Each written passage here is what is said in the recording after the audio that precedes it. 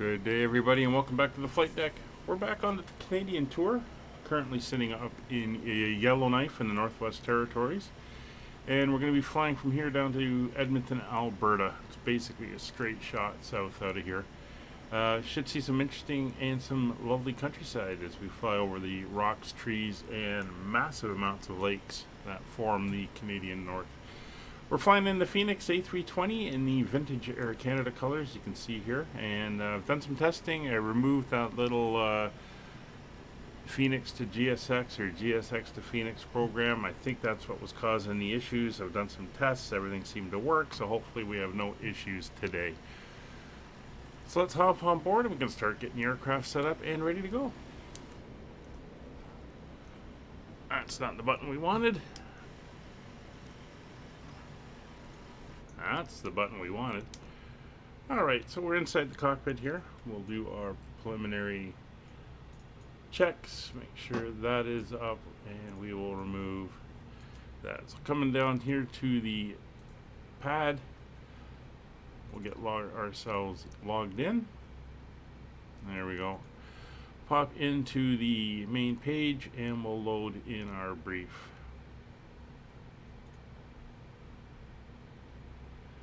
And there we are. Flight plan is in. CYZF, which is Yellowknife, down to CYEG, which is Edmonton.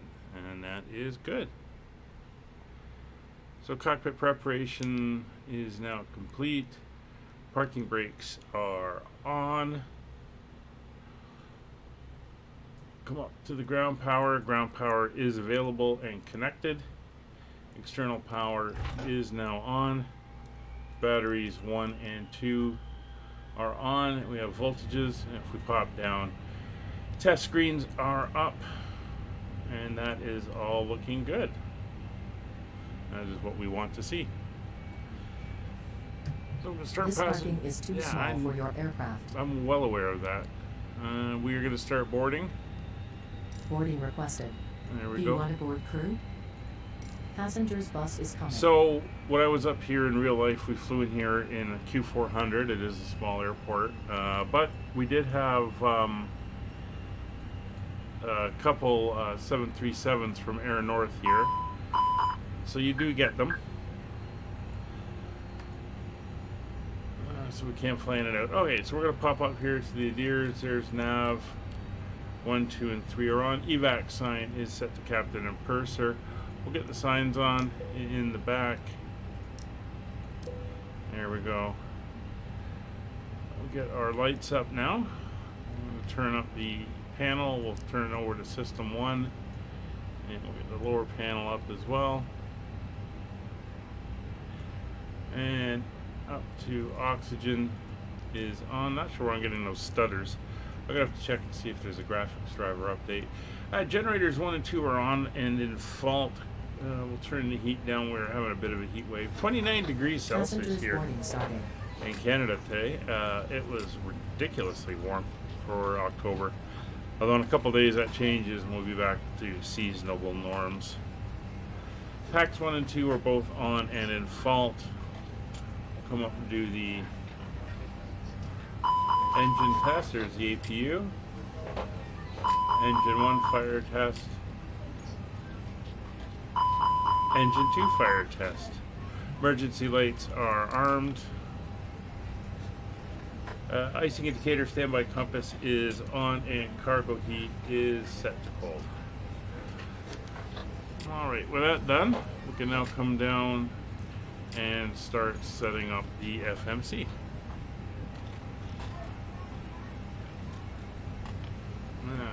First thing we're going to do is we're going to come over here. We're going to go to our massive balance. 133 passengers today. So what we're going to do is we're going to come in here and we're going to force load the aircraft. There we go. That's done. We'll come back over to ground services, make sure our doors stay open. They may try to close them on us. Yeah, there they go. Get that back open again. There we are. Oh, no. sorry, I want to go back over here, and then we're going to go to our resend load sheet to make sure we get it. We'll pop over to Roger and go into the Add to AOC menu, into our received messages, and grab our load sheet. And this is giving us the data we need for the MCDU. So let's get everything in. We're good to tomorrow for October for our database. We'll have to do an update tomorrow. That is all good, and we can go to our initialization. So we're going to bring in the flight plan. Request that from home base. And there we have it. We are Air Canada 5556 today. We're on VATSIM. Cost index of 25. And we're going up to a flight level of 350 today. We'll go grab our winds.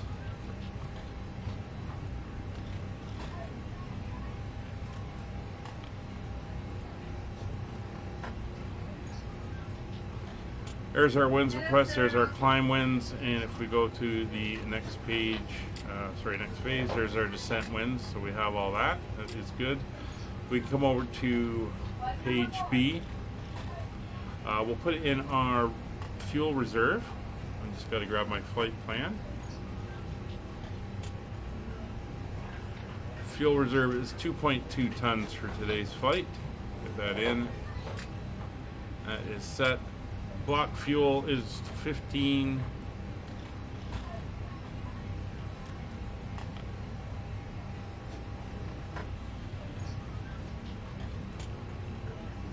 $15.2.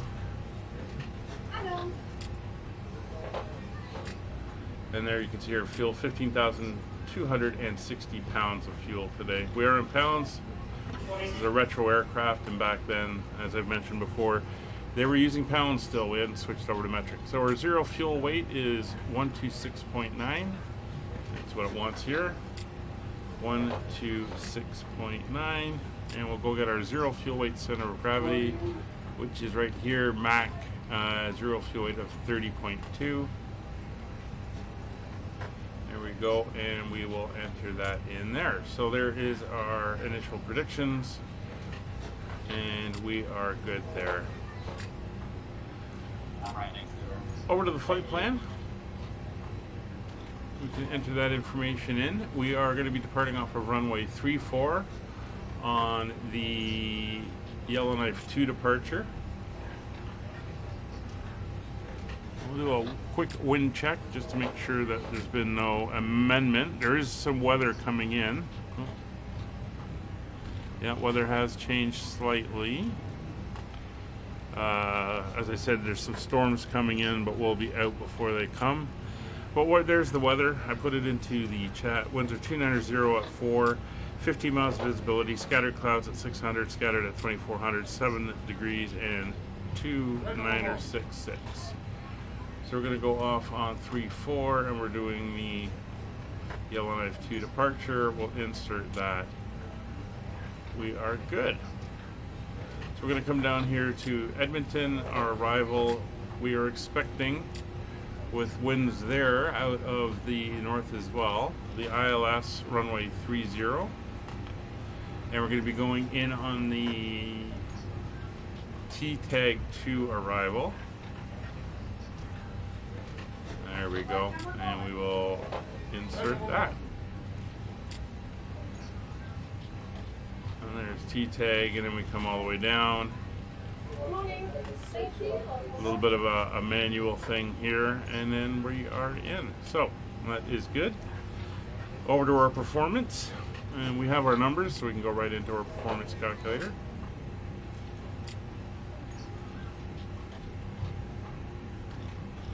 So we're here at CYZF. We're going to go off of runway 34. Surface is dry. We'll load in the final load sheet with our full load. We'll bring in the weather, and we will calculate. Sounds like all the passengers are now on board. So there's our V speeds, 132, 144, 144. Flaps 1, down 0.2, and a flex of 59 degrees. So we're going to pop down, so 132, 140, 140.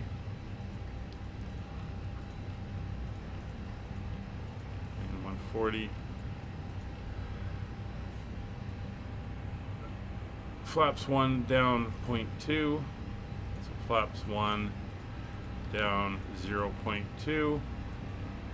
And it was a flex of 59 degrees. There we go. So that's flex of 59 degrees. So we're going to be using all of that runway. And we are good. So we can come over here. We're going to set our climb straight up to flight level 350. There we are. And everything is on board. Quick look outside. Yeah, everything is good.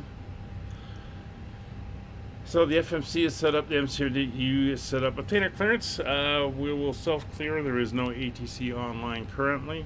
So we are good. Transponder, we're going to go to 2966. A little bit low. Of course, that's indicative of that weather system coming in. If I had the full weather briefing, I could go while I do it's on the flight plan, but I could look at the charts and the fronts and see where that's all coming from. Transponder is set to 2000. That is good. PWS is on. GCS is on. Fueling, loading, and boarding is complete. So we're going to come up here and we're going to start up the APU. Hey, digital, I just read what you wrote. Brian, yeah, I did the that GSX to FENIX program, completely uninstalled it, and I did a test yesterday or last night when I got home, and I went and loaded up everything that I would normally do for a stream, except pulling the or going live, and I loaded it in the aircraft and it worked fine. So I figured it would work today, and it has. So I think it was a conflict with that little program. It had to have been. I mean, that's the only thing I can think of.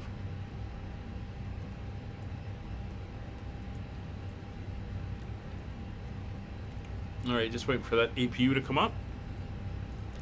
I am also running AccuSeasons Advanced, so should see color on the trees. Although, like I said, it's 29 degrees there right now. Freaking hot today. Got that for a few more days, and then the temperatures start going back down to normal. Okay, so the APU is up. So we will get the APU bleeds going.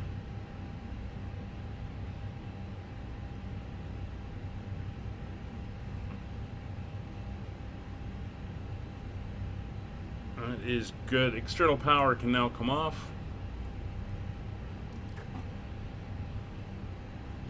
Takeoff data is set 132, 140. FCU is set. We are managed 35,000 and managed. Flight directors are on both sides, and radials will come down here 122.8 is set, and 121.5 in COM 2.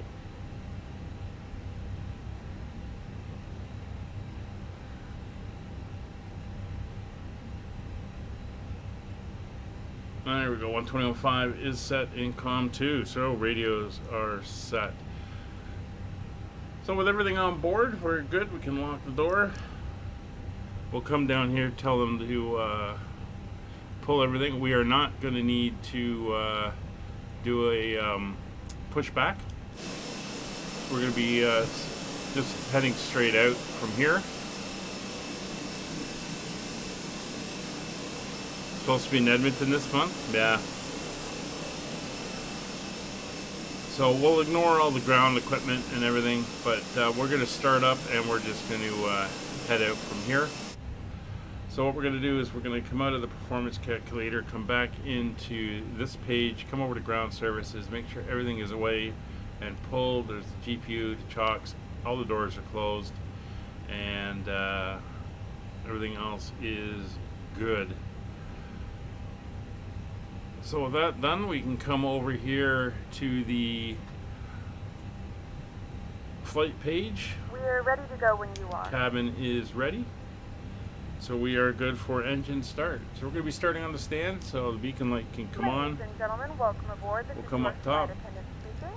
At this time, Fuel please pumps ensure to are ensure now all on. large carry-on items are in the overhead bins and your small And items we are are good to start on the in stand. front of you. If you have any trouble or need any assistance, please Yellowknife don't hesitate to let a flight area attendant know traffic, and we Air will be happy Canada to help you. If the overhead 5556, bin is full, starting on please the make sure stand, you close Yellowknife. it as a courtesy to other passengers. Alright, so Please before we do double-check that, all we're just your going to items pop are put over away here. We so can that get the out aisle of is clear this. and other passengers We can make set their way him to to their the seats. flight plan. If you're in an emergency exit row, And please we are leave good exit on gate our responsibilities page. in the card in the seat back Over in here, front we'll of clear the you. If you're not messages. able to comply with these And we're good actions, to start. please let a flight attendant know so that way you can be released. Starting engine number 2. Now, for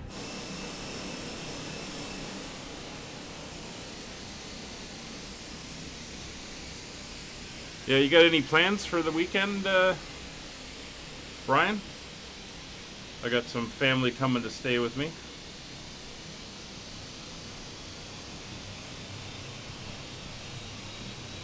And then next week I head off to England for a week.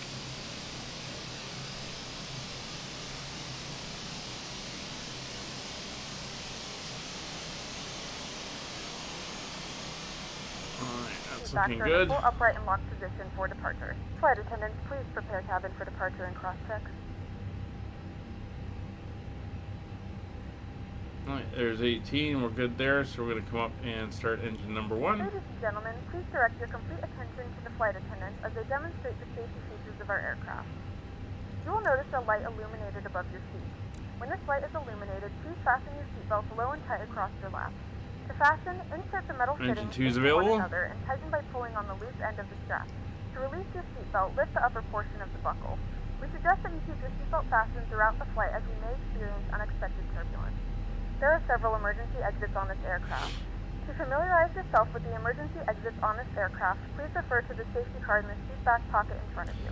Yeah, I got family here till Monday, and then Wednesday I leave for London. In the event that the cabin loses pressure, an oxygen mask will drop right in front of you.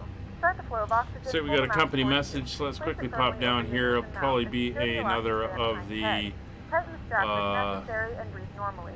Although the load bag does not sheets, inflate, yeah. oxygen is flowing to the mask. Actually, we'll If you're accept traveling that. with That's a child fine. or someone who requires assistance, secure your mask Back, first and then assist others. and you Leave can your go back mask to on the until flight a member plan. of the crew advises you it's safe to remove it. In the unlikely event of a water landing, a life vest is located in a pouch under your seat or between the armrests.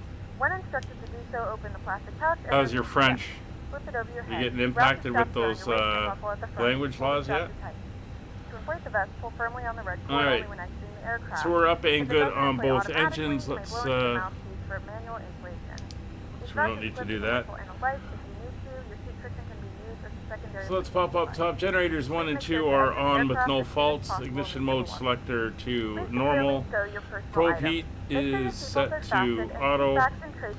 Wing and engine indentation not required. Packs 1 and 2 are off. We'll come down here. It's going to be a flaps 1, so we'll go flaps 1 in motion. All of this information can be found in the safety Come over to our card flight located in controls the seat back in trim front of down you. Please read it and let a cabin 0.2. member know if you have any questions. Thank you for flying with us again, and we hope you enjoy your flight. Come on. Down 0.2. Flight controls. It's full left, full right, neutral, full forward, full back, neutral, left rudder, right rudder, neutral. Come up top to the APU. APU bleeds are off. APU is off. FCP is set for departure. Engine instruments. Check. All look good. And we can come up there. So, for taxi, we're going to turn the tiller on. Nose light to taxi. Auto brakes to max. Ground spoilers armed. And TO config. And it's just the cabin. Alright, so we're going to go out. We're going to have to backtrack down runway 34. So we'll keep an eye on that. Or we're just going to basically head out and onto Alpha there and then down 34. Yellowknife area traffic. Air Canada 5556. Taxiing from the apron runway 34 via Alpha, backtracking 34 to the turnaround. Alright, brakes off.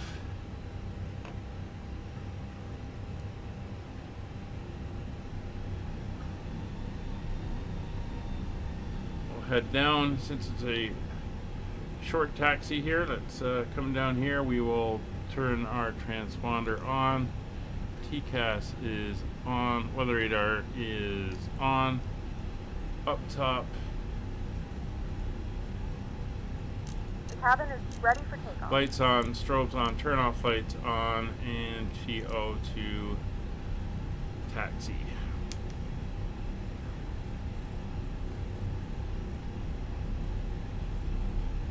Oh yeah, you're right.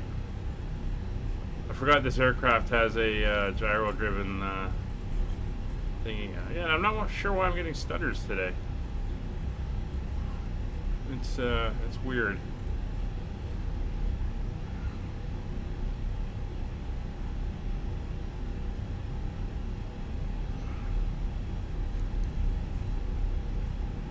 I'll do a little bit more playing around with the settings, I think.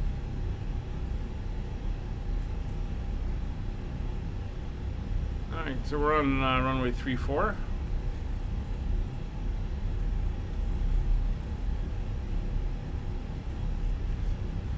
Let's ding the back.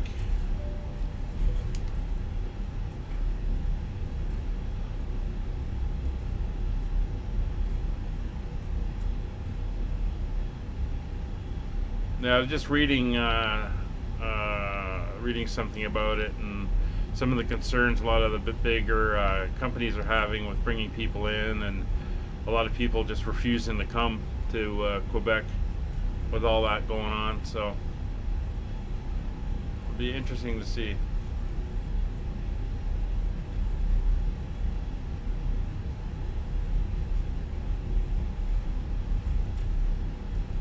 Man, it's stuttering on me today. Interesting.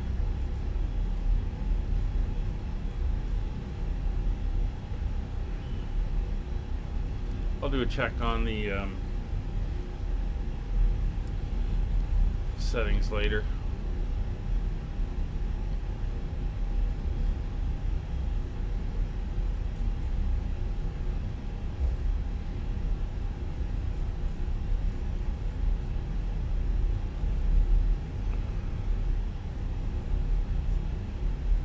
Yeah, Montreal's always had a huge English-speaking population in it, so.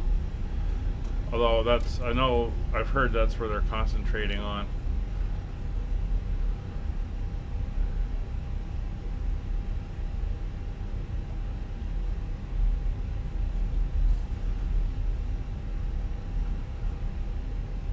It's funny, everywhere else in the world is trying to teach English so that the kids can operate around the world and do everything and be able to go anywhere and work anywhere, and it's a common language so people can, if you don't speak the other language of the other country, you might both speak English and all that stuff, and then you've got Quebec trying to pull themselves out of that so they can't do that and isolate themselves.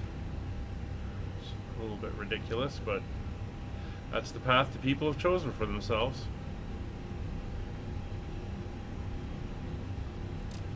Alrighty. So here we are lined up. Takeoff memo, no blue. So V speeds are set. We have 132, 140, 140. FCP, nav data, and radios are all set. Lights are all on. Turn off lights are on. Landing lights are on. Transponder on. Clock will come on in a second, and we are confirmed on the runway. So engines to 40%. Kevin was having problems again with the sim, or else he would have been here. Alright, 40%. Clock is running. Brakes released. Takeoff power set. Man flex 59 degrees. SRS runway enabled. Auto throttle blue. Yeah, even the stop signs are in French.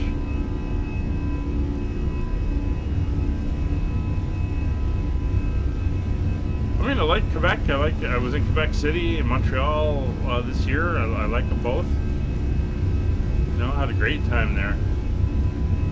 Just can't stand the politicians. It's V1, rotate.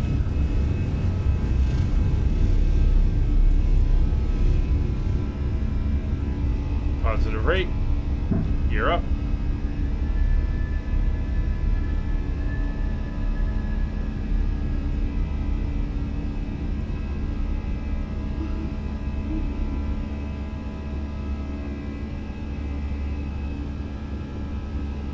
There we go, climbing out nicely. It's on the flight directors.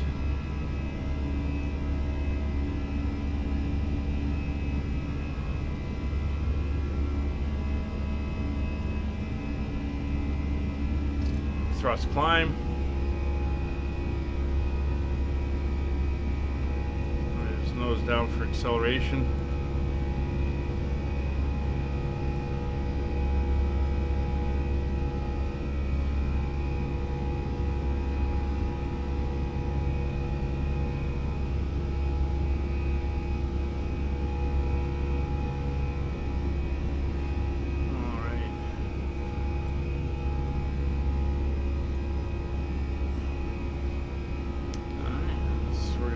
Make our turn directly to the airport and then head off en route.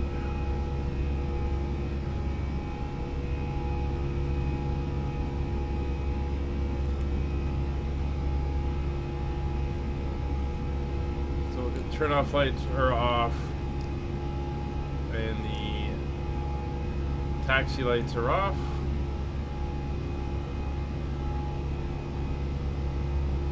No shortage of lakes at all in northern Canada. Doesn't matter where you go out here, Manitoba, Saskatchewan, Alberta, and up into the Northwest Territories, it is phenomenal. Yeah, definitely getting those hiccups there. It's weird. We'll have to see if they persist for the entire flight. Anyway, we're through S speed, so flaps up.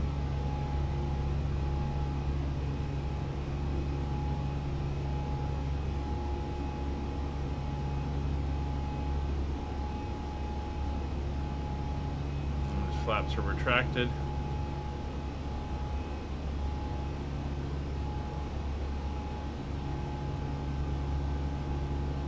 Some nice lighting through the clouds there.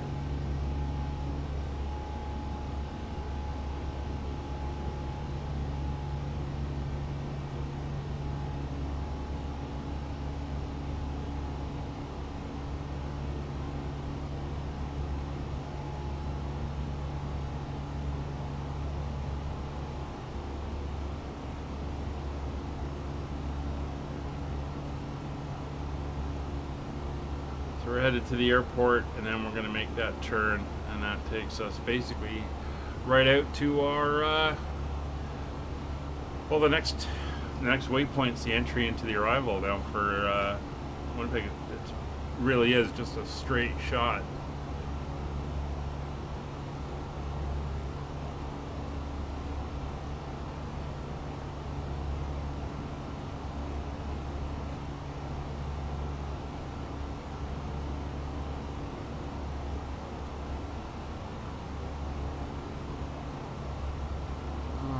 So let's get the map up.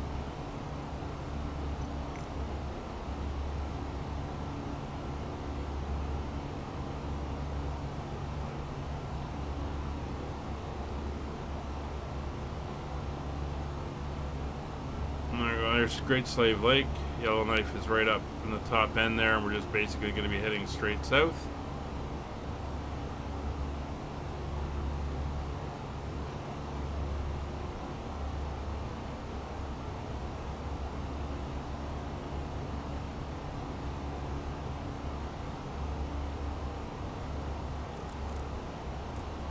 As you can see.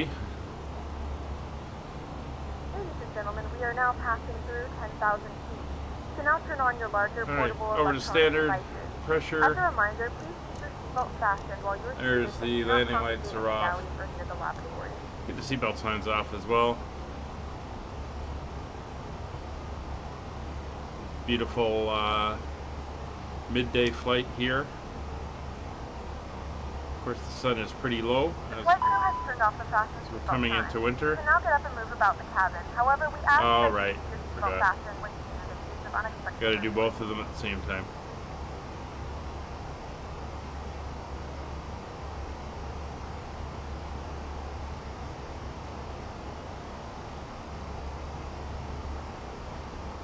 Alright, so we have about 542 miles to go. So flight time on the flight plan is set for, let's find it here, 1 hour 23 minutes.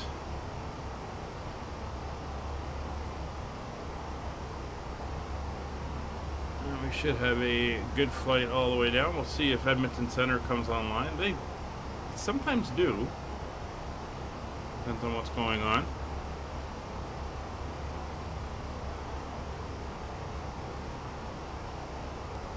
But what I'm going to do is, as we climb out here,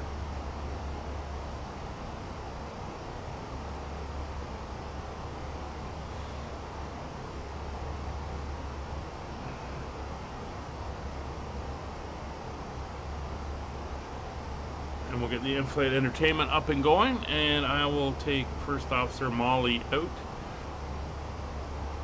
for a brief little bit to the grass so she can do what she has to do, and we'll just be cruising along.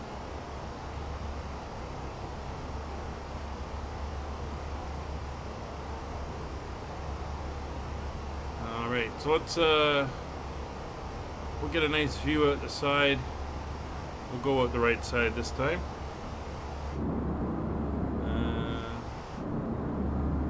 There we go. It's a nice view. We'll get the in-flight entertainment up and sit back and enjoy. Let me go down here to this. So I'll be in the mic. I'll let you know when I'm going out with Molly and when I get back. But enjoy the flight, and we'll talk to you in the chat, and we'll be back on voice for our briefing and arrival into Winnipeg.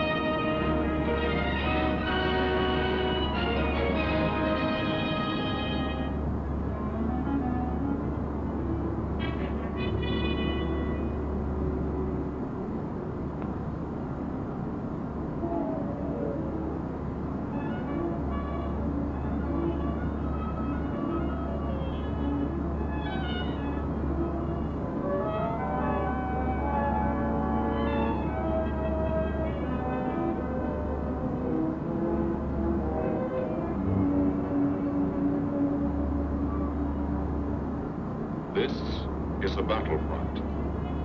A battlefront like no other in the long history of mankind's wars. This is an air front.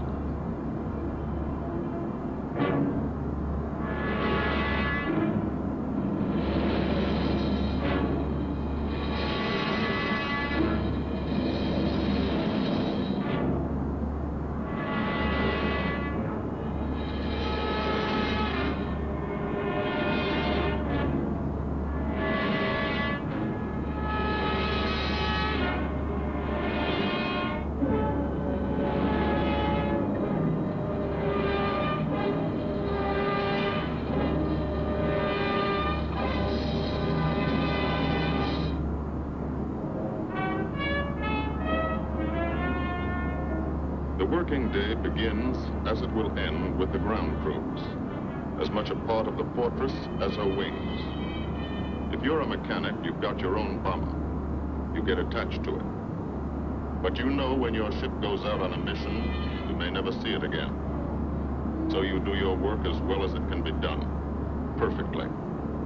Because you wouldn't want anything to go wrong that would be your fault.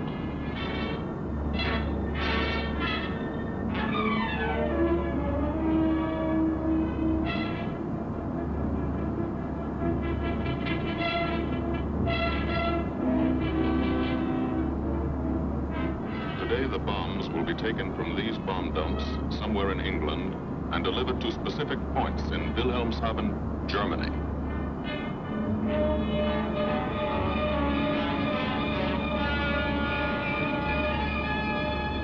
To deliver them is the job of the 8th Bomber Command, just a hauling job, yet one of the most difficult and complicated of military operations.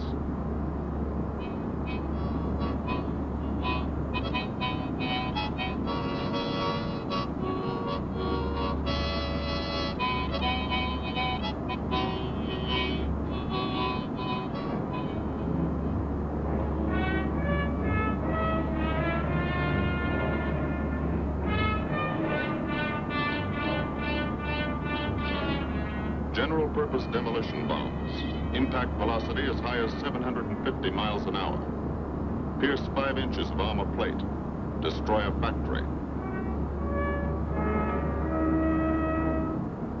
Briefing at 0800. Pilots, bombardiers, and navigators take their places. The group commander, Colonel Stanley Ray, steps up to the target map, and for the first time you learn where you're going. Sometimes your face turns white when you find out. Sometimes the feeling you won't come back tightens your insides. Not so long ago, you were sitting like this in a college or high school classroom, not listening too hard, perhaps even a little sleepy. But you listen here. And as you listen, you don't have time to think of yourself. Fear fades. You concentrate on the mission, type of formation, assembly point, 0 hour, route to target, weather, enemy fighters, enemy flak, route back home. If forced down in enemy territory, destroy equipment. If taken prisoner, give no information, name, rank, and serial number. That's all.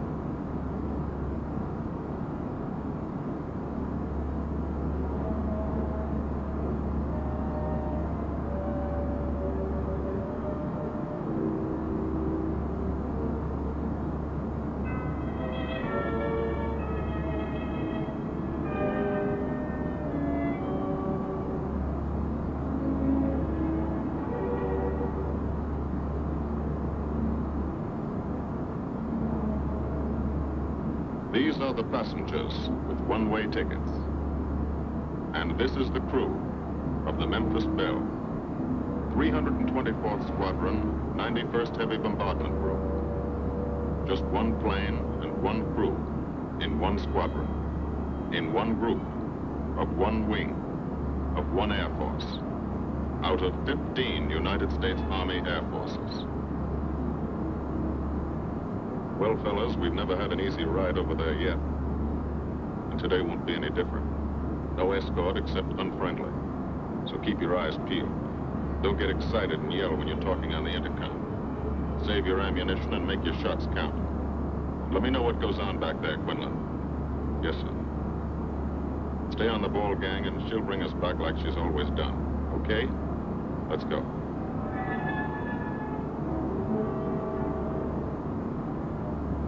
They have completed 24 missions in this, the toughest theater of air war, the big league of sky fighting. Their experience is priceless. And so, if the Memphis Belle comes back this afternoon, they will be sent to bring the vital lessons they have learned to thousands of air crew men in training at home. Home is America.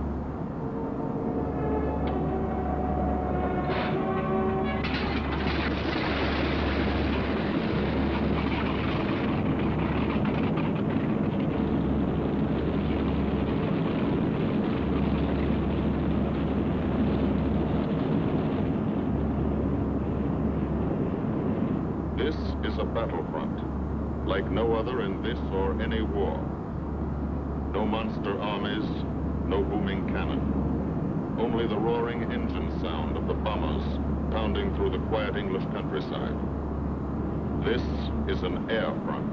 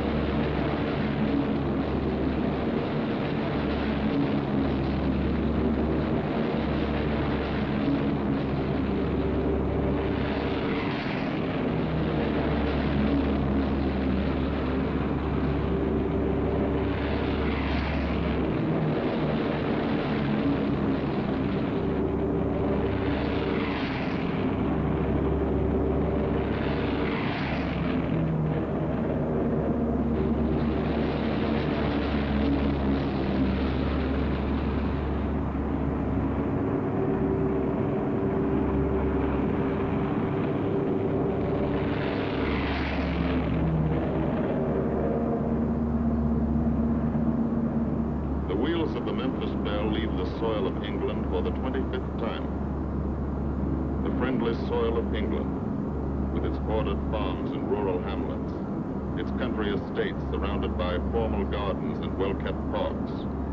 The England these Americans knew only from the classics they had to read in school. The England of the towns and cities, whose people have defended their island's freedom for over 1,000 years. But today, their countryside has changed.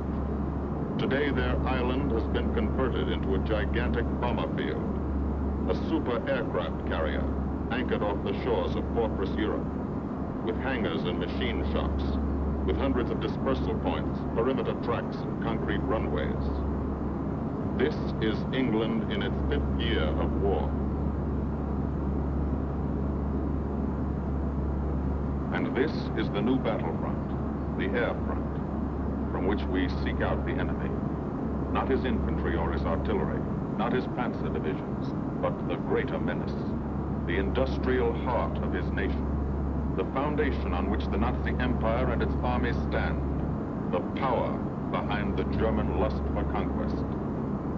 The steel mills and refineries, shipyards and submarine pens, factories and munitions plants, pinpoints on the map of Europe which mean rubber, guns, ball bearings, shells, engines, planes, tanks, targets.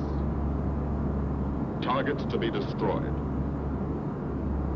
And these are the destroyers, each with a belly full of bombs, and 10 men like the crew of the Memphis Belle. Pilot Captain Robert Morgan, industrial engineer from Asheville, North Carolina. He's flown this ship across the Atlantic. The other pilot, Captain Jim Verinis, business administration student at the University of Connecticut. Radio operator and gunner, Sergeant Bob Hansen, construction worker from Spokane, Washington. Navigator, Captain Chuck Layton, chemistry student at Ohio Wesleyan. Engineer and top turret gunner, Sergeant Harold Locke, from Green Bay, Wisconsin. Used to be a stevedore. Besides keeping the Belle in order, he covers the sky above. Tail gunner, Sergeant John Quinlan of Yonkers, New York. Clerked for a carpet company, but he quit December 8, 1941. Ball turret gunner, Sergeant Cecil Scott. Firstman for a rubber company in Rahway, New Jersey. Pilot to crew, 10,000, put on oxygen. They're climbing higher now, 300 feet a minute. The strain on the planes and on the men is mounting. The rest of the crew, Bombardier Captain Vincent Evans, operated a fleet of trucks in Fort Worth, Texas. Waist gunners, on the right, Sergeant Bill Winchell, chemist for a paint company in Chicago. And on the left, Sergeant Tony Nastal, used to repair washing machines in Detroit when he was a kid. Now he's 19 and has 2 Nazi fighters, confirmed.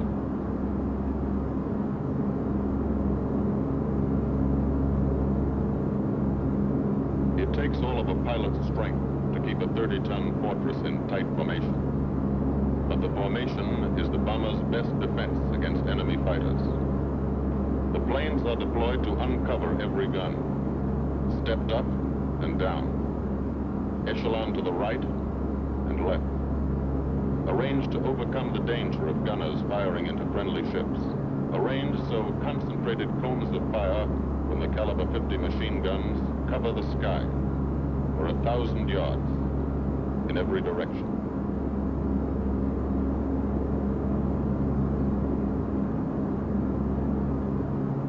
The friendly coast of England slips by below. It doesn't look like much now, but in a few hours when you come back, if you come back, this will be the most beautiful view in the world. Higher and higher, climbing to reach your best operational altitude, 25,000 feet, 5 miles straight up. So high you can't be seen from the ground with the naked eye. So high that after 1 minute without oxygen you lose consciousness. After 20 minutes, you're dead.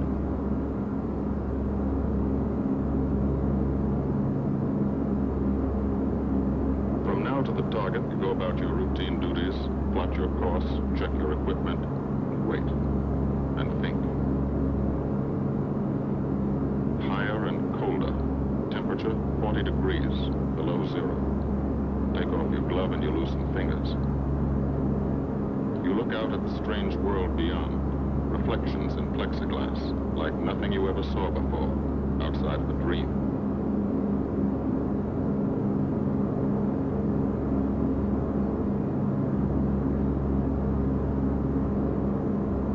Higher and higher into the lifeless stratosphere, until the exhaust of the engines mixing with the cold, thin air condenses and streams the heavens with vapor trails.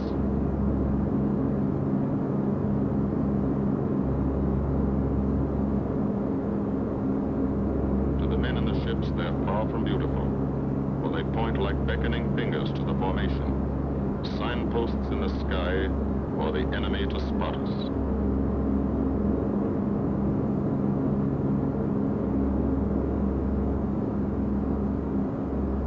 For these bombers to accomplish their mission, a plan is needed.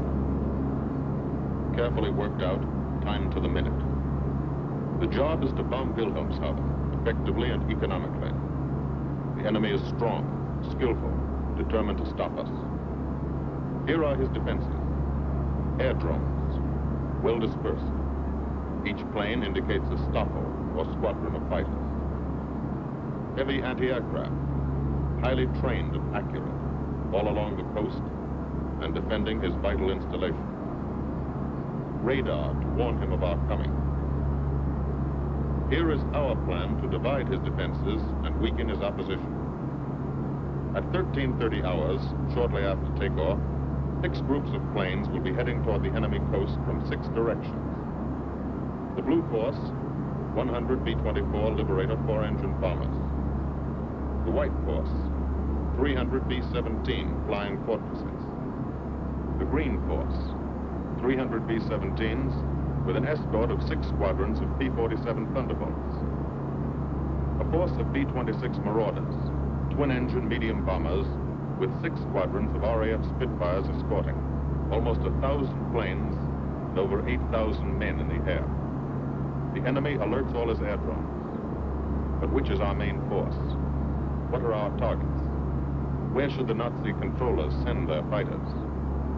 It's our job to make them guess wrong. A half hour later, at 1400 hours, the Blue Force will be heading east across the North Sea with the White Force following. These enemy fighters are tied down, waiting to meet them, and will not be able to attack the Green Force. These fighters must come up to attack the Green Force, and thus will be no threat to the Blue and White Forces. The B-26s and Spitfires will bomb and strafe a key rail junction, diverting these 6 Stockholm and preventing the enemy from concentrating too many fighters on the Green Force, which is scheduled to bomb an aircraft factory at Hanover. At 14:30 hours, the Blue Force will threaten this entire coastal area of northwestern Germany. Which target will it be? Flensburg? The Kiel Canal? Or will it turn suddenly and bomb Hamburg, Vegesack, or Emden? Actually, it carries no bombs at all. It's a decoy and keeps the fighters from the northern area busy while the White Force, the main effort, heads for the submarine pens of Wilhelmshaven. At 1500 hours, while the White Force is over its target, only a fraction of the available German fighter strength of the area can intercept it. In a few moments, we'll be starting our in-flight Because of service. the Blue Force We'll be diversion serving complimentary drinks and the simultaneous bombing of Hanover by the Green Force. And premium drinks. Premium drinks are This available is for the a small plan of charge. battle for Please today, note that we only accept credit cards. drawn up by the Combined Operations Planning Committee and approved by the Commanding General. The White Force, lead group, low squadron. We've crossed the invisible line of enemy radar. The Hun is expecting us.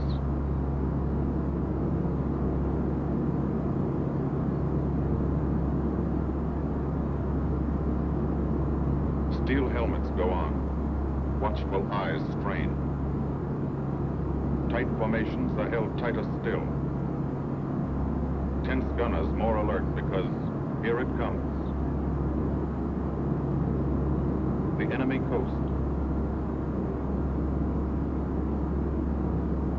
From up here, it looks the same as any other. Houses, roads, green fields, factories, waterways. They are the houses and fields of those who invade and oppress. They are the factories and roads of the people who twice in one generation have flooded the world with suffering. Suffering in such quantity as the history of the human race has never known. Brought torment and anguish into countless American homes. Gold stars and telegrams from the War Department.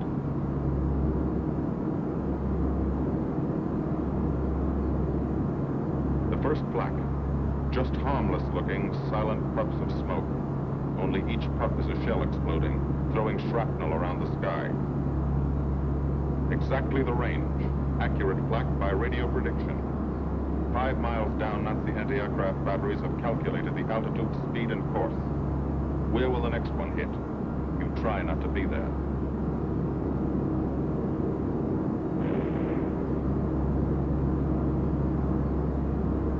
The docks and submarine pens of Wilhelmshaven. Approach to the target starts. No smoke screen can protect it.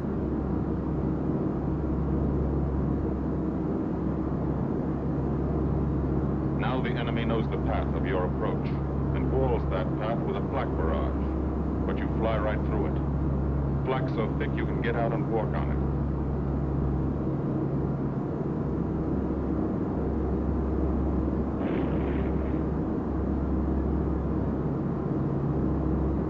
Morgan changes course every 15 seconds. Evasive action to confuse the flak batteries. Bomb sights set for correct altitude and speed. Bomb bay doors open. The bombing run begins.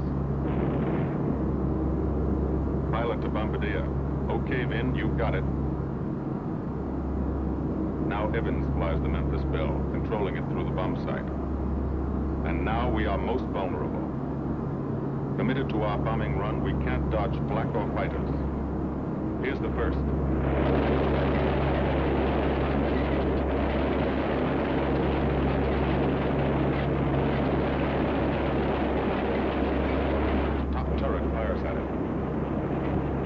Evans must ignore the battle. Crosshairs lined up on target. Adjustments for wind drift made. 2 more fighters diving from 9 o'clock. Flak now has the range too. They've hit this fort, but he keeps on his bombing run.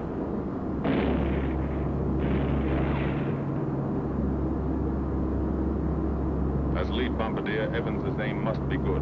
Every other ship in the group will drop its bombs when he drops his. Now, one pointer on the bomb site moves toward another stationary pointer. The instant they touch, bombs will release.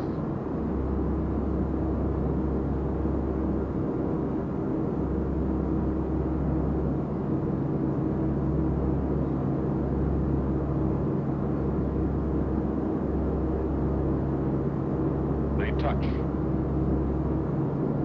Bombs away.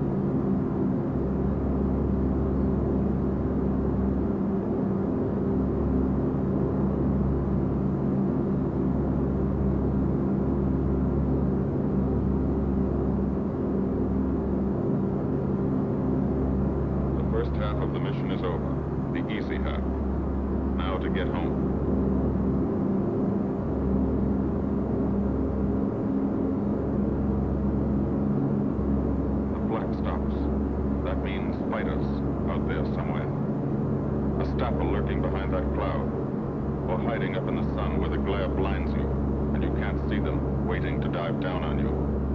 Fighters at 6 o'clock. This is what a gunner sees. A speck in the sky. That's a fighter.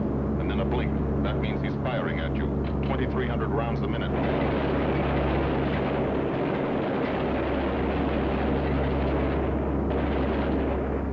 In a running battle, one of the most important instruments is the interphone. There's 4 of them. 1 o'clock high. They're coming around. Watch.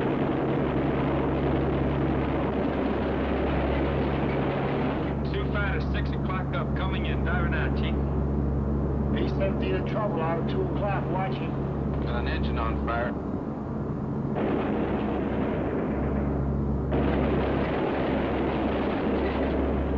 There's 2 more diving through the 94. 3 planes, 9 o'clock, coming around. Keep your eye on the board. Around the 10. Watch them, so keep your eyes up. They're breaking 11, breaking 11. I got him. Hey, coming around underneath at 10 o'clock. I They'll see 'em. do at 2 o'clock. Watch them, Scotty. I got my sights on them. Check that B-17, Chuck. 3 o'clock. Motor smoking. Fighters 10:30 coming around. Those 10:30 up or lower?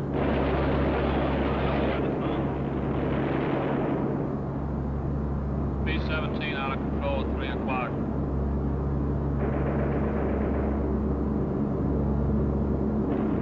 Come on, you guys. Get out of that plane. Bail out. There's one. He come out of the bomb bay. Yeah, I see him. There's a tail gunner coming out. Watch out for fighters. Keep your eye on them, Bill. See any parachutes, Quinlan? Parachutes so black at 9 o'clock. 8 men still in that B-17. Come on, the rest of you guys. Get out of there. Come on, Bill. So far, there's 3 more shoots. Black, 11 o'clock. Fighters, 6 o'clock. ME-109 at 3 o'clock. Keep after him, would you? I see him. I'm on him. Come on, you son of a bitch.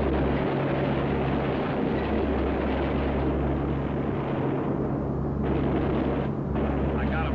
Confirm that fighter. He got him, Chief. Look, he's bailing out. Damn it, don't yell on that intercom. Fighters, 10 o'clock.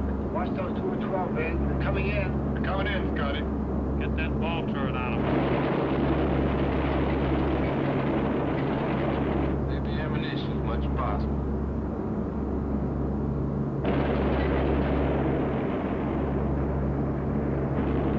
Watch that fighter coming in at 3 o'clock. He's coming in a half roll. Pull her up, Chief. Pull her up. Hurry.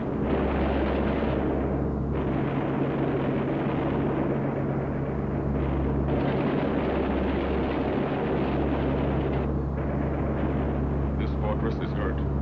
Engine on fire, losing airspeed and altitude. Drifting into the flak, alone and helpless. A straggler. In a minute, Nazi fighters will swarm in like buzzards for the kill. You can watch, but you can't go down to help. You keep your formation.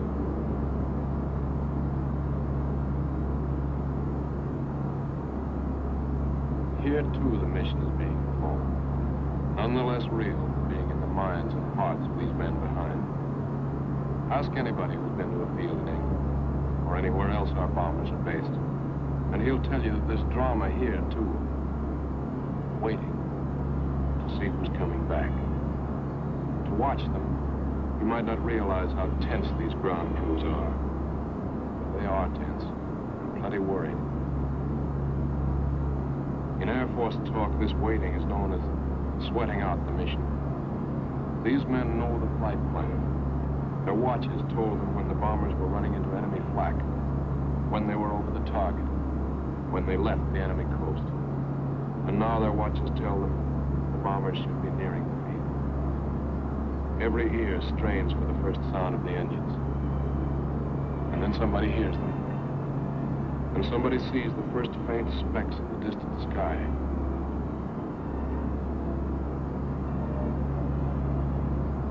Every face turns to see and count. The watchers try to read the numbers on the ships. These planes have priority to land first.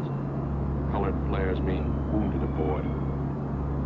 In the hospital window, these watching men know what that means.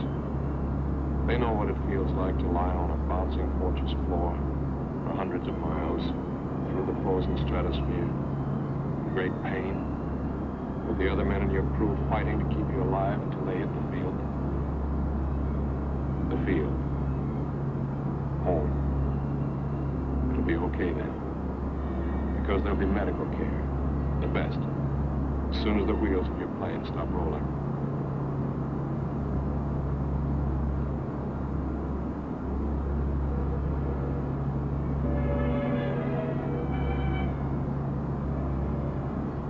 Head wound. Concussion. 20-millimeter cannon shell exploded in his radio compartment. Shock. Internal injuries. He'll be all right.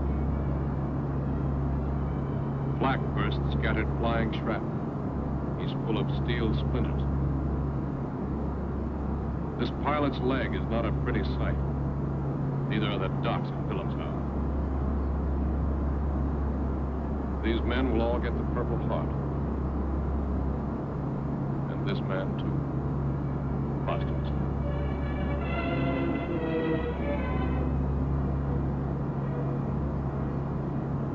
A transfusion right in the plane. This gunner is too weak to be moved. The new life-giving blood flowing into his veins might be the blood of a high school girl in Des Moines, a miner in Alabama, a movie star in Hollywood, or it might be your blood, whoever it is. Thanks.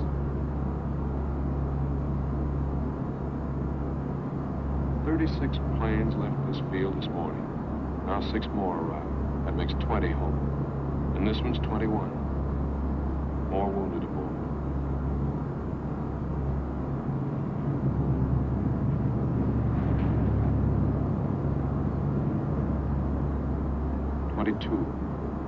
Coming in with his left inboard engine dead.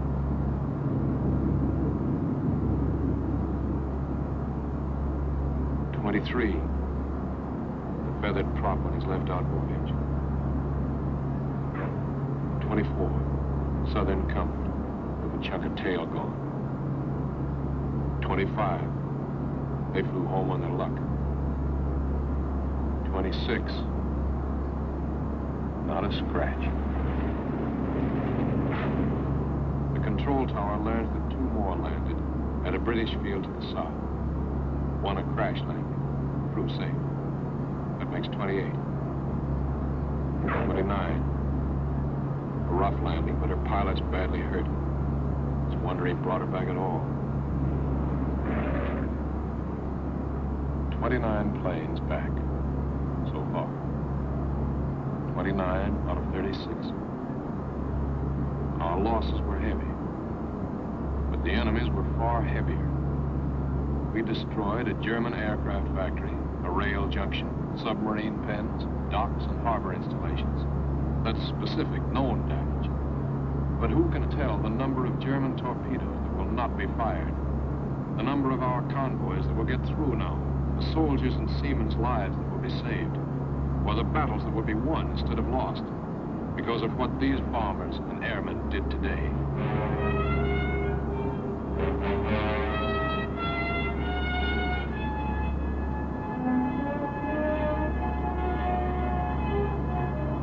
Pilot and tail gunner. They can laugh now. Fire on the inboard engine did this. Flames streaked back and burned the stabilizer, too. Another crew luck brought back.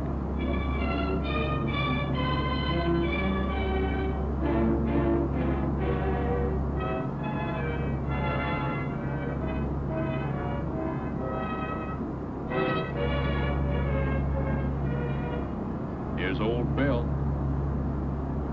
Pretty good airplane when it took off. Lost its nose, lost its navigator, bombardier wounded, top turret gunner, pilot hit, hydraulic system shot out, no brakes, no flaps. But old Bill came back.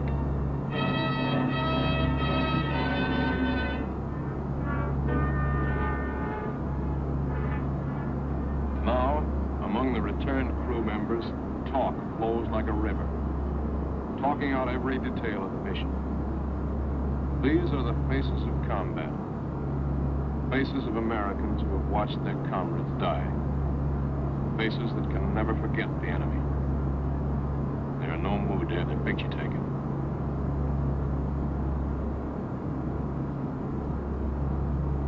In the control tower, Colonel Ray, Group CO, is still watching and waiting. And then he spots the last flight.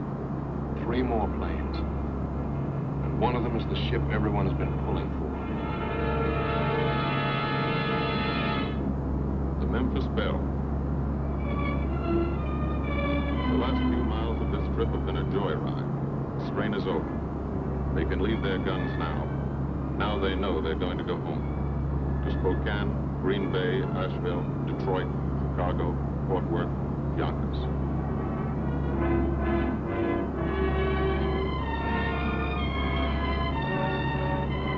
The Belle comes in for her landing. But first Morgan buzzes the field, cuts the grass with the giant fortress. It's against the rules, but this is a special occasion.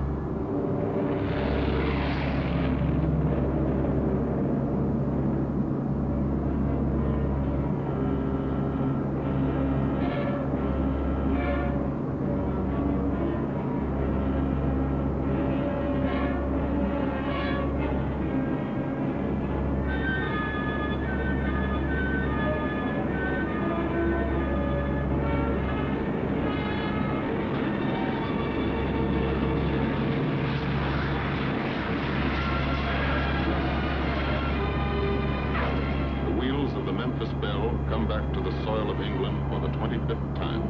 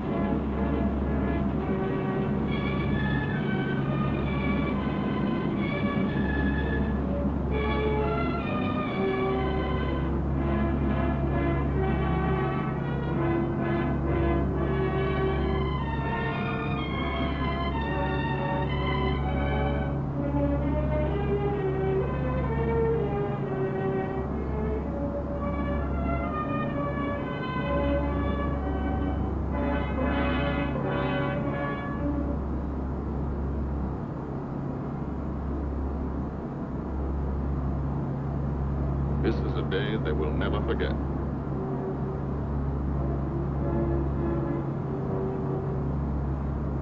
Another great day soon after, Brigadier General Hansel visited the field and presented the Distinguished Flying Cross to every member of the crew.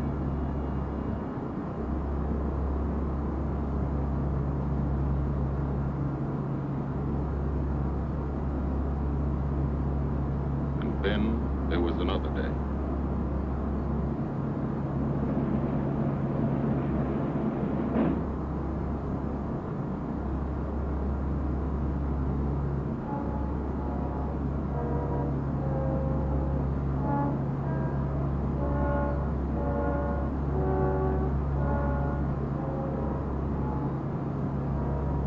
Their Majesties, King and Queen of England.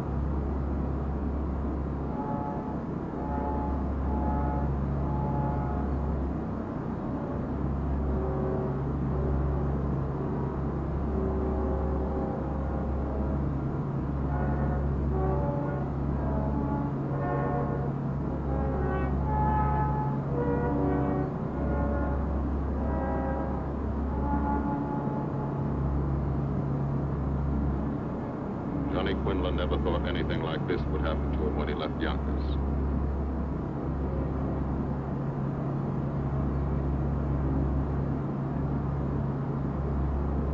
The ground crew were a little self-conscious about being dressed in fatigues, but the Queen thought they were very nice.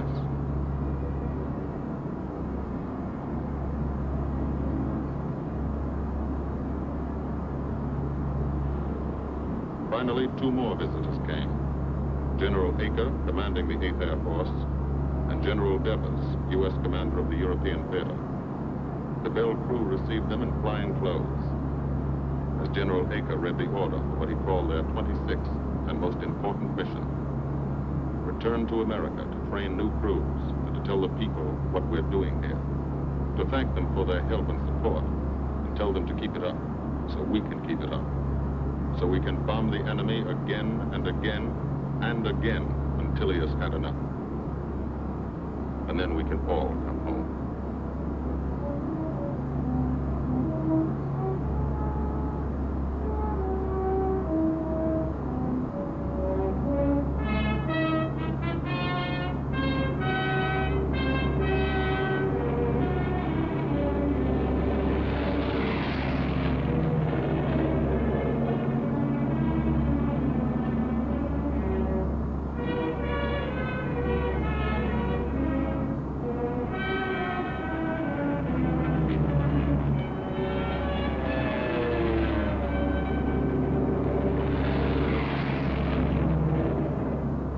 The 8th Air Force were now flying deep into Germany, bringing destruction to targets almost 1,000 miles from their bases. Destruction like this. And who have never once been turned back by the enemy. To those men, this film is gratefully dedicated.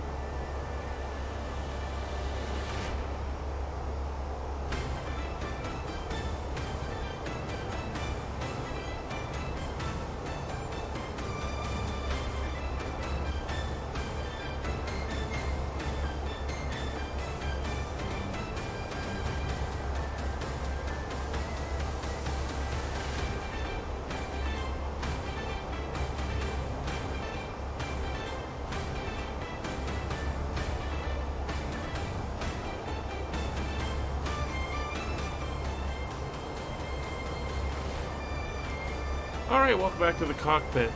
Smudge hasn't had pizza yet. No. She's still a bit young, I think. That's why I haven't tried her on fish yet. She's had a little bit of cheese. She didn't mind that. Alright, we're under 80 miles from top of descent. As you can see, Edmonton is basically a straight shot right down from us. So we're just going to remove the map now. And I'll reset the chat box back to its normal position. And then we'll take a look at the weather and what we have coming up. So, weather in Edmonton. I'll grab the latest. And, yeah, it looks all good. Alright, so as you can see, winds are 14 out of 300, gusting 23, so it's a little bit windy. We're landing on runway 30, so that's good. It's a little bit variable, swinging back and forth left to right, so we're not sure which way we're going to get a crosswind, if any. It looks like it may be a left crosswind, if anything at all. 20 miles of visibility, scattered cloud at 5,000, scattered cloud at 25,000. Maybe be starting to see that on the horizon. Currently 14 degrees, and we're down to 2.9er, 8.9er on the barrel. So we will dial that in when we descend down. We can actually set that now. 2.9, 8.9, so it's ready for us when we hit transition. Alright, so let's start getting our landing information programmed in here. Don't need that. We will come down here to our performance page. And we will go to our approach. So, 2.9er, 8.9er is the current temperature and, current barrel. 14 degrees is the current temperature. Winds, as mentioned, is 314 knots. Transition level of 180 is fine. We're doing the ILS into the runway 30. Now minimums for that, full ILS is 2573 on the barrel. So 2573, we'll put that in there, and that is all good and looking fine there. Frequency, we can come in and take a look at it. Will be the India Kilo Bravo, which is correct, 109.1, which is correct as well. A heading of 301 is good, and it's a 3-degree slope, which is also good according to the charts. Now what we can do is tune in the Edmonton VOR, not the YEG, but the YEX, which is the one on the airport. That is 114.1. And we'll throw that here into the second one, and we're going to put the main one in 117.6 over on this side, and that will give us two cross-referencing VORs just for reference. And come into our flight plan, you can see these are the routes we're going to be coming down, and we're going to transition onto the approach at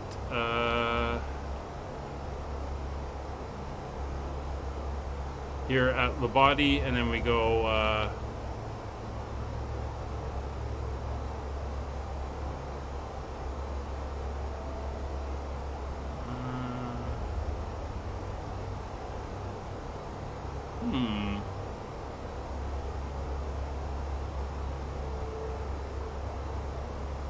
that is not what I'm seeing here.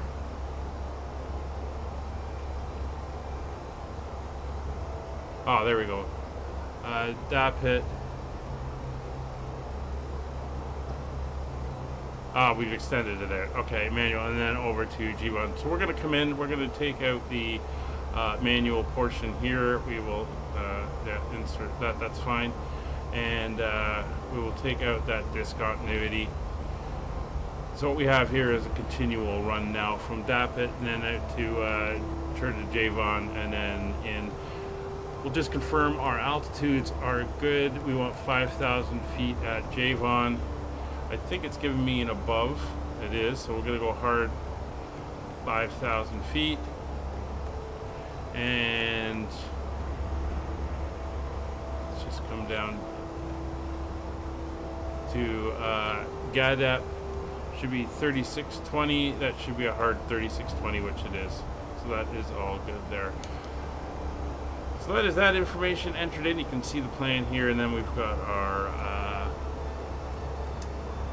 missed approach, which is a simple climb to 5,000 feet, heading 300, and expect vectors. So that's why that line extends completely all the way out. So for our descent, arrival, and weather data is obtained. We've set and put it in, and MCDU approach page is complete. Radios are set. We are on 122.8 Unicom on COM 1 and 121.5 guard channel on COM 2. Anti-ice not required. FCP is set.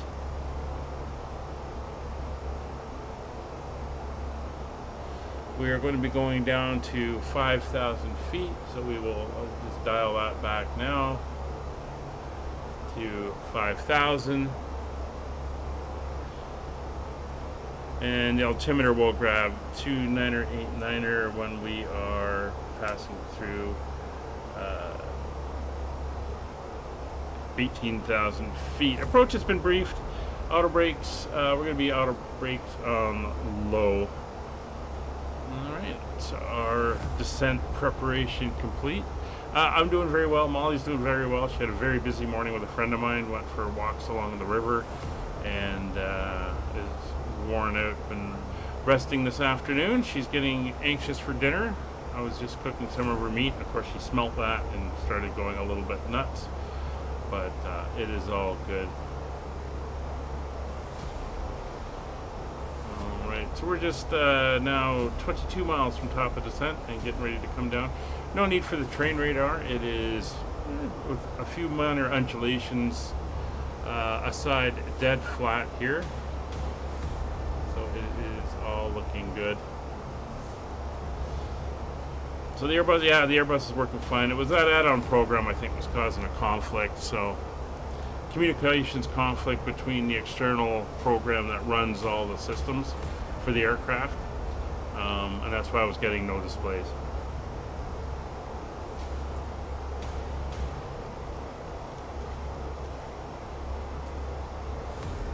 But everything is working now. What I can do is just go and see if they did an update to that.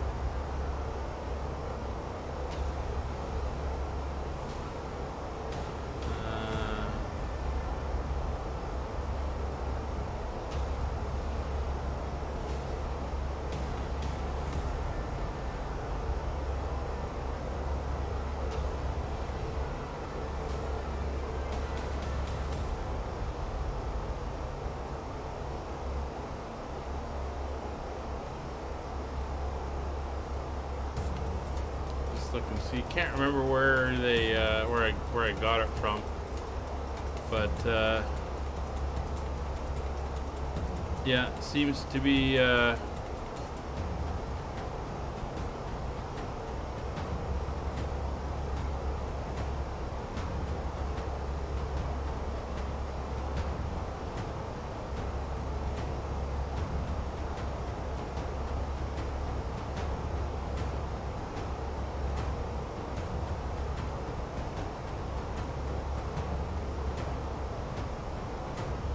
yeah, not sure where I got that from. That's okay. Not too important. Alright, so we're about 5 miles out, 6 miles out from top of descent. So we are going to go into our managed descent mode. That'll take us down to about 1,000 feet per minute until we intercept the profile. As you can see, the green dot there. So just going to ease ourselves in. Edmonton area traffic, Air Canada 5556. We are approximately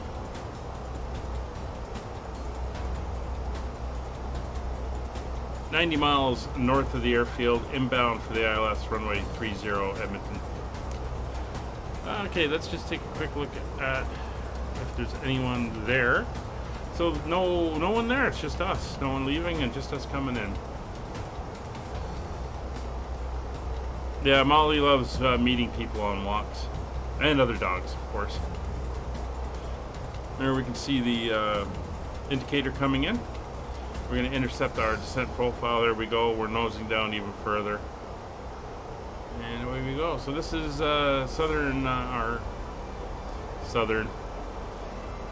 central Alberta. Rather flat farm country here. Of course, Edmonton is the... I believe Edmonton is the capital, but Calgary is the financial hub of the province. And of course, we can't see it too far here, but getting down closer to Calgary, we'd start to see the Rockies coming in over there as they start to curve in a more southeast direction, getting a little bit closer. You can see the Rocky Mountains from Calgary, not so much Edmonton. Smudge cries when he sees other dogs. What, happy cries, or is he afraid of the other dogs? A little bit of a haze down there. I think that is Edmonton itself, so looks like we got a little bit of a haze over the city.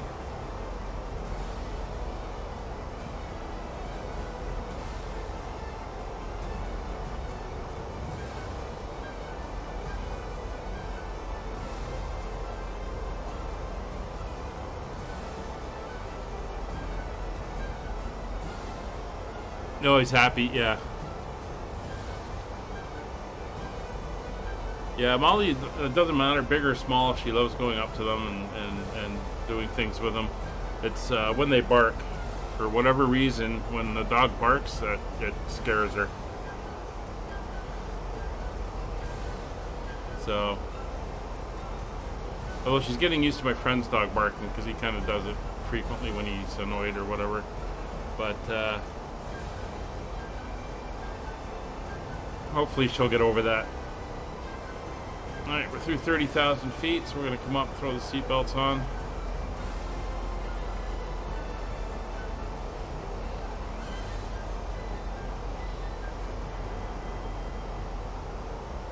Please return to your seat as the seatbelt sign is now on.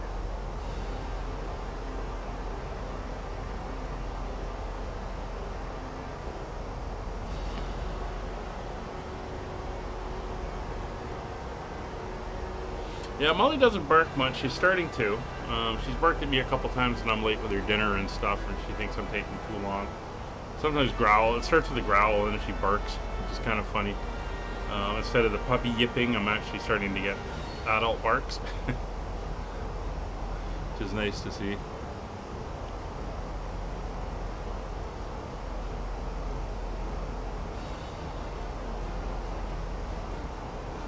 Alright, we're looking very good here. Again, we're going to be doing a kind of a right-hand pattern. We're going to come down, fly across the, well, from our perspective, the left-hand side of the airfield, and then make a series of right turns to come around for the ILS landing. Yeah, it depends on the dog, I guess.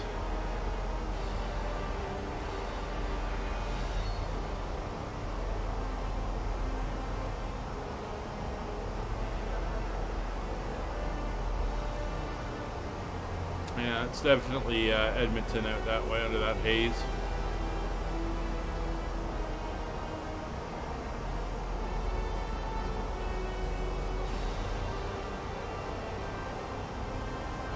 Alright, speed is holding well. We do have the restrictions coming up, so as you can see we have a flight level 77, that's 7,700 feet. That restriction is at it's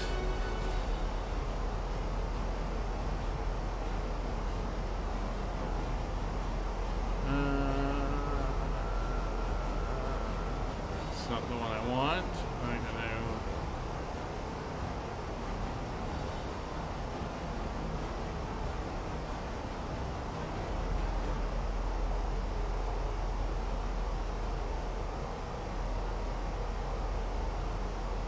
interesting, the other chart's not here for the other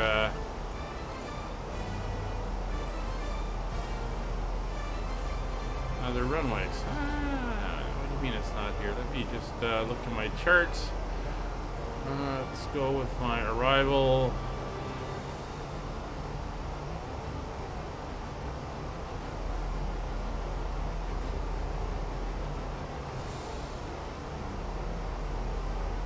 Oh, it's that one. Okay, now I got the right one.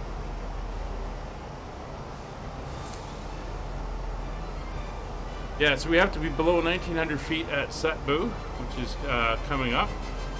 And then we have to be above 8,000 at Kevra. And then 7,700 is our hard speed limit at Omana. And that's also our altitude limit. We also have a speed limit of 210. So if we come down here to our approach phase, and we look, our clean speed is 207. So what we can do is we can go to our clean speed for that, and that will bring us within our proper restrictions there.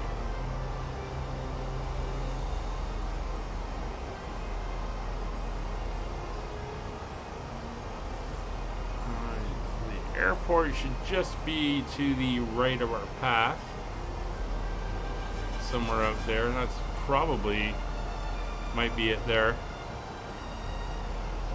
But there's 18,000 feet, so we're going to switch over to local Barrow. 17.8.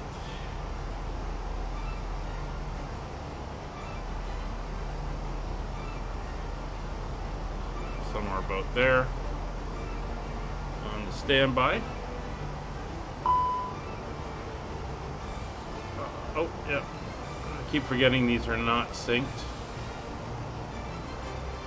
There we go. Good thing it reminds me.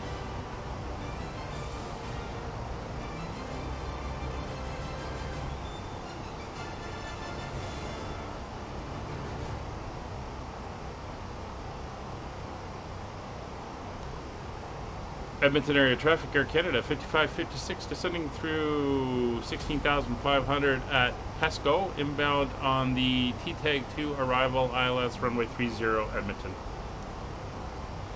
No other traffic around, but it's nice to do the calls.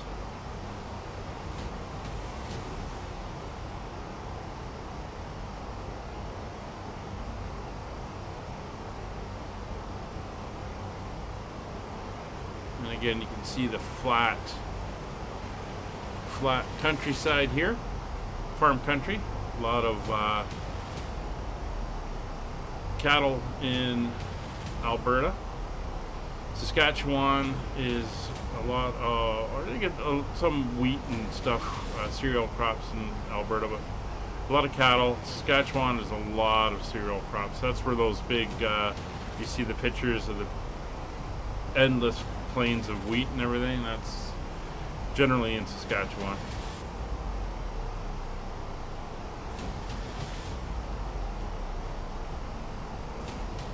Alright, so no ATC up here. Looks like we're going to be ATC free today. And there we are coming in that retro Air Canada livery. This goes back a few years. And as I said, we're running in pounds on this thing because when they first started using them, they had not switched over to kilograms yet. So we're flying fin number 218.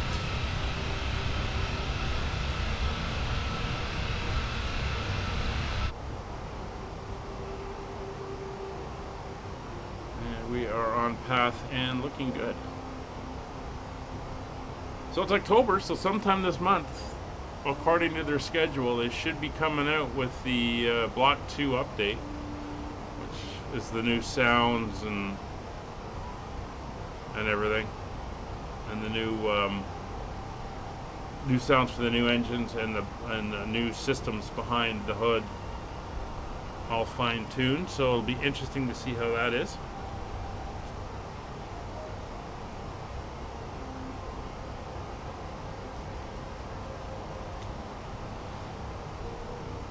All right, there's 12,000 feet.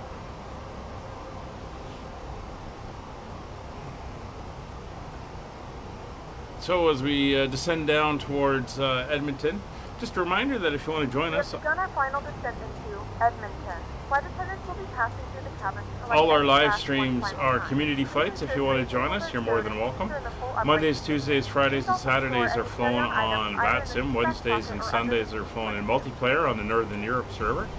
And as I mentioned, you are more than welcome to come along and fly with us. Come over to our Discord. Links are in the description and on the main page of the YouTube channel. You can get the address and come over, say hi, and get all the information about our flights, what we're flying, when and where. And we fly everything from general aviation all the way to the big airliners. Short hops to 10, 12-hour world crossing flights. It's all available and it's all there for you if you wish to come along. And if you wish to support the channel, support what we do, consider subscribing, hitting the like button, leave a comment. I answer all the comments we get on the videos and the streams. And if you really wish to help, consider donating or even joining the channel. And there's some perks coming. You can request flights, recommend flights, and eventually we're going to have members only flights and some other stuff we're working on. So please do consider coming along for that. So 10,000 feet's coming up. We will ding the back and we will get our lights on now. Come on, give me the up arrow. There we go. Look at those lights on, and those lights on. There's our turn. Starting down. We'll bring on the landing systems on both sides. IKB is showing.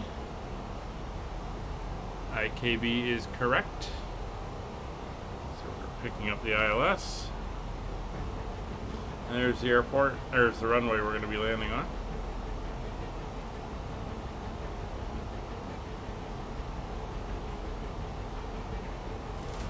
And we're heading down towards Omina, so we're going to go into approach phase now. There we go. And that'll bring our speed back to that 207 knot green dot speed.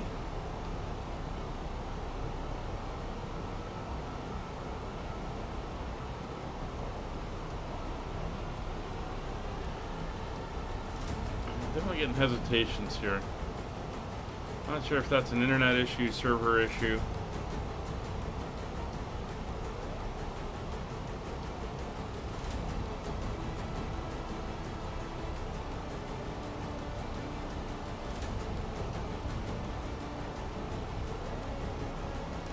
There's that 1,700 feet coming up. This will help us slow down.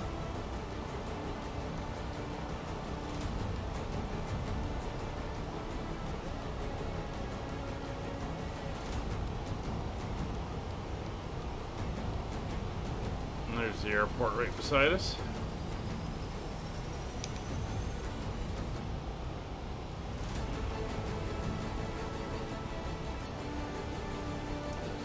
So once we pass Omini, we'll be descending down towards that 5,000 foot platform altitude.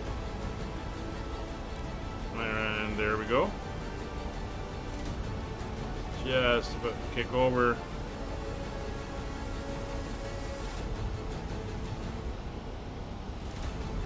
Start working our way down to 5,000 feet.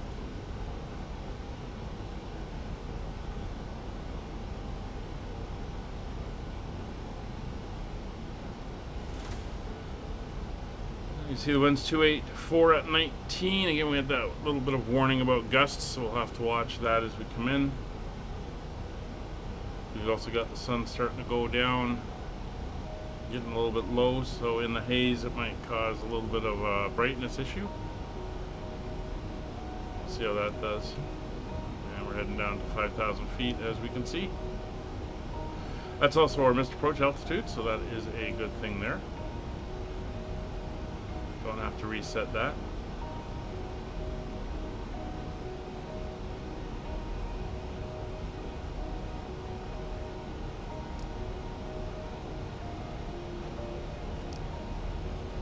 So we're 9 miles from the airport and 19 miles from the Edmonton VOR, which, as I mentioned, is located not at the airport, but about 10 miles away.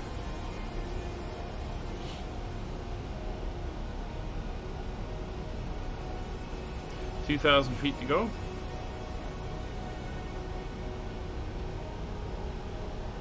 And we're slowly working our way around.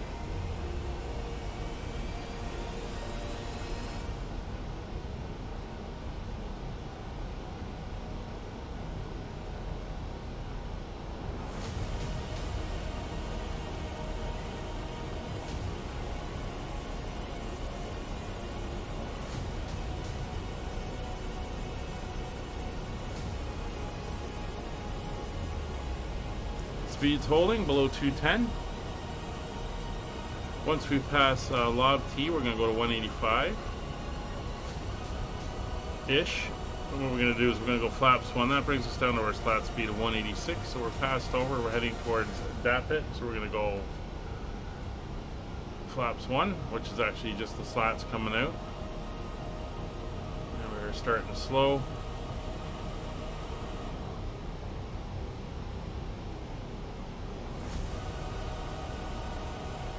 Still on path. We're now below the glide slope.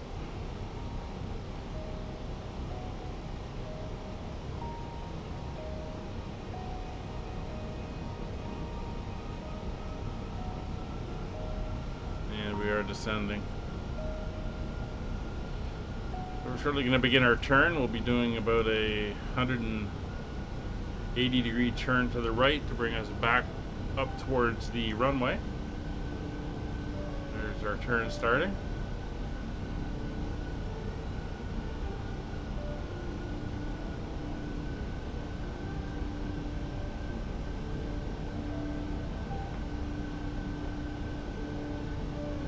And once we come around that turn, we will be doing our approach mode and getting ready for ILS and glide slope capture.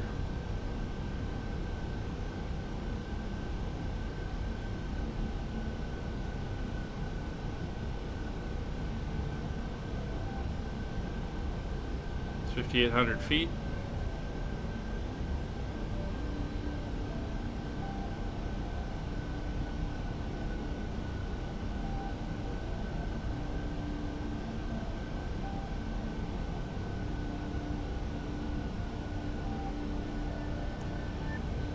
Coming up for altitude capture.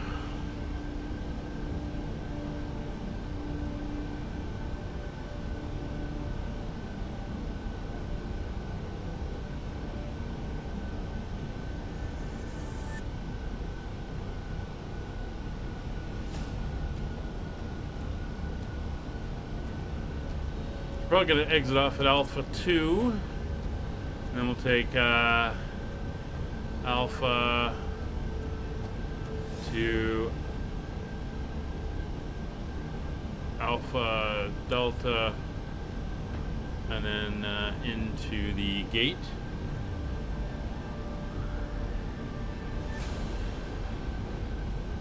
See one of the few features here. Alright, now we're going to swing around and pick up the localizer. So approach mode is armed. Glide slope is armed. Localizer capture.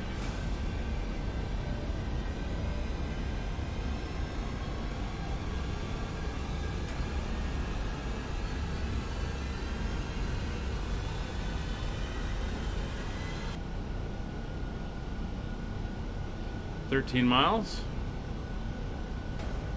Glide slope is indicating. 2,500. We're now inbound for the intercept.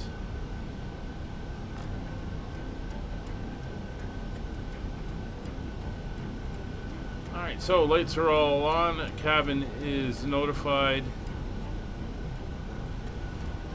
Landing systems are on. Runway is identified. Localizer is alive.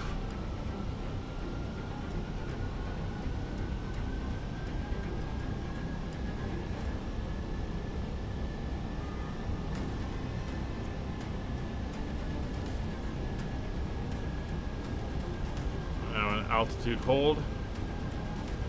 Glide slope's alive.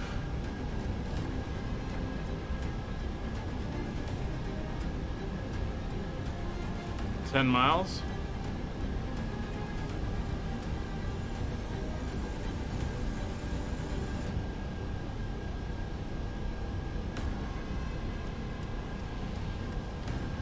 We're 1 dot above, gear down.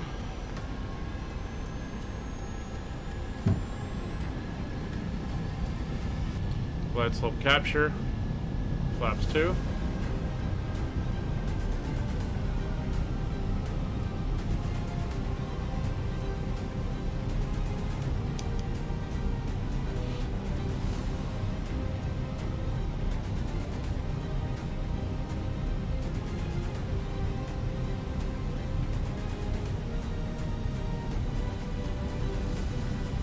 There's 160 knots, flaps 3.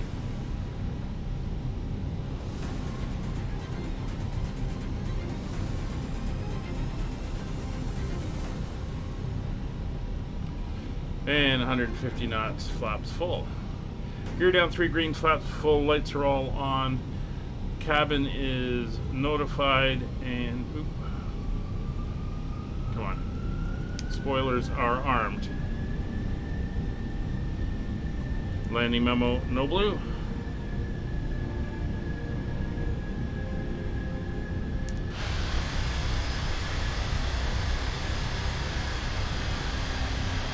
Yeah, a lot of little micro lags.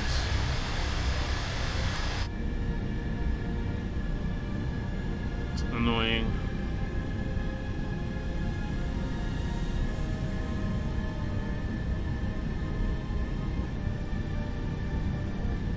So the 1 hour 23 minutes flight time. We're 1 hour 27 right now, so not too bad.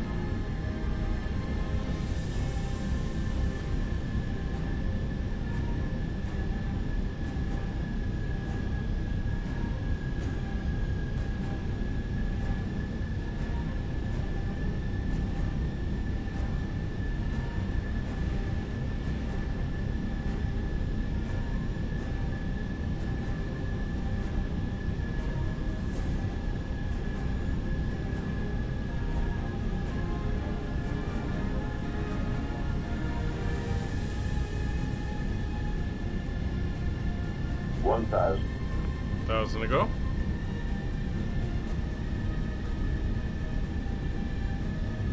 Now this is a custom airport. Yellowknife wasn't, so it shouldn't have been causing stutters. This one shouldn't either. I've been in here a few times, so I'm not sure where a lot of this is coming from.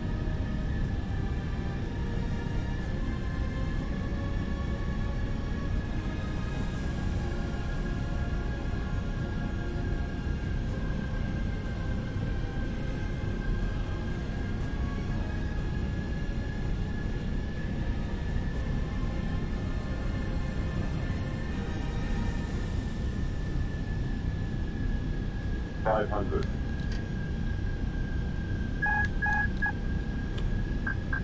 I have control.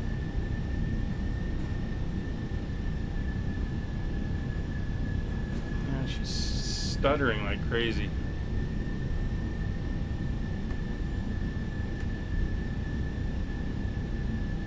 $100 above.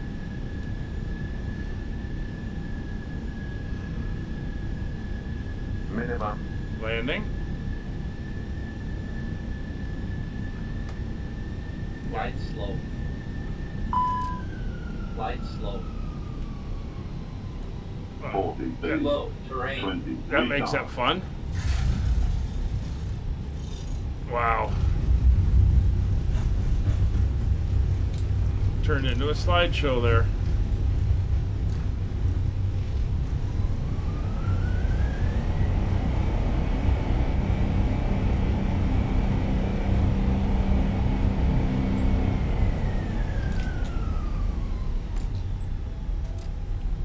Reverser's off. Brakes off. Our auto brakes off. Ladies and gentlemen, welcome to Edmonton. The local time is 3:24 p.m. I do and it's not currently know what about was happening 13 there at the end degrees there. Celsius. You can now use your mobile devices.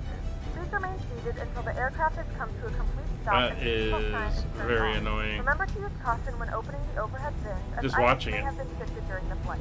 We thank you for flying with us. Wow. Well, let's get that up. That up. This light's off.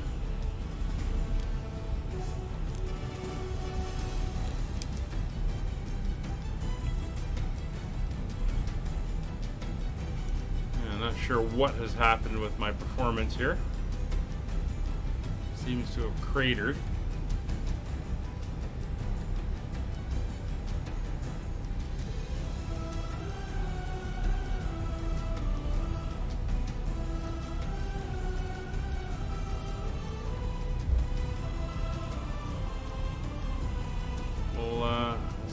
happens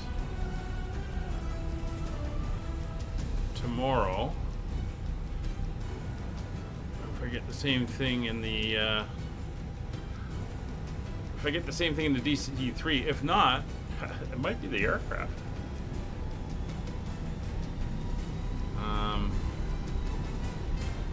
We'll have to see.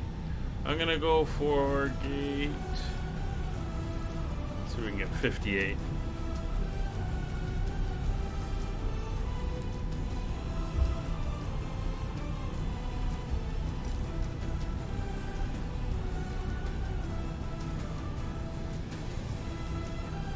Give me 58.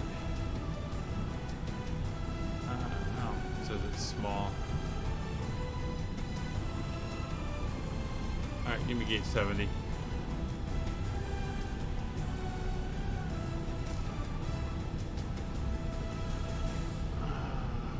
Yeah, WestJet can do it. That's fine. It is going to be pretty much directly ahead when we come in. Oops. Sorry about that. Hit the mic.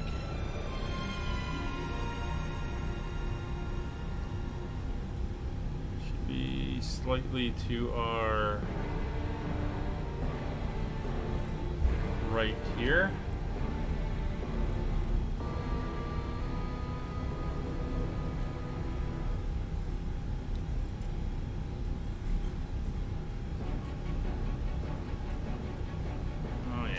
You've got a slideshow going here.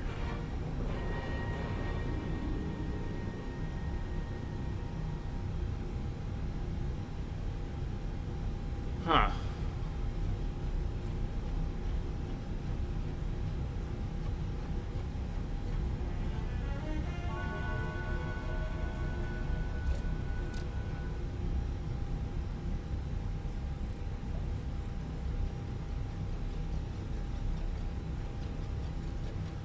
Making it easy on us here.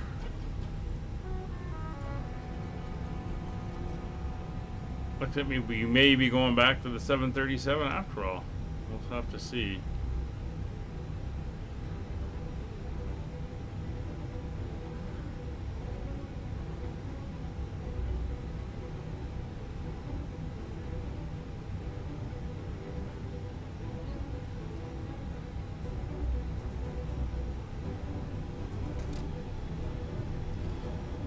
There we go. Welcome to Edmonton. Alright, let's pop over here.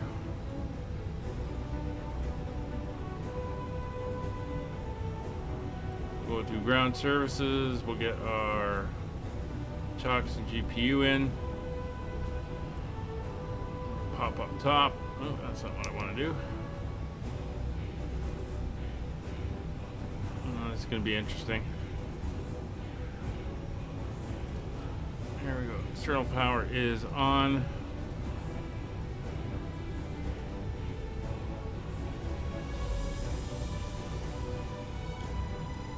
Engines are off.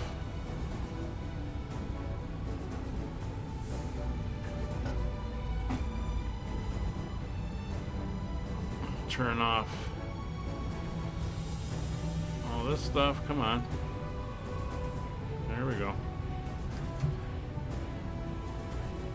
Oh yeah, the whole system is starting to lag horribly here. The boarding requested.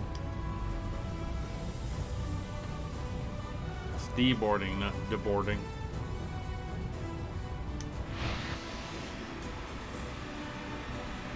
Anyway, there's everything coming in.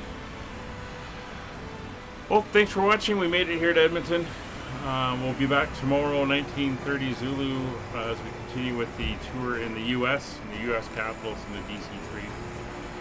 We'll see you on the next one. Liam, thanks for coming along. Take care, everybody. Bye for now.